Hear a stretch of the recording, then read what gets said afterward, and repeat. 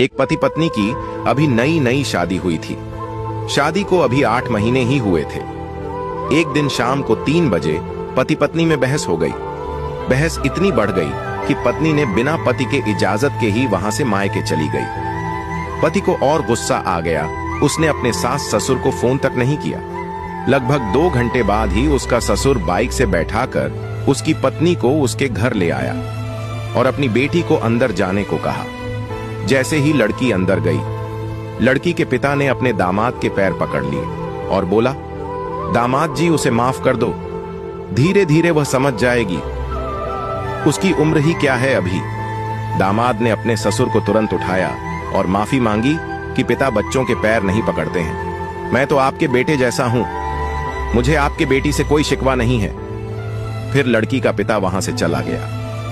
क्या लड़की के पिता ने सही किया? लड़की को अपने घर पे रखने के बजाय तुरंत अपने दामाद के घर लेकर चले गए।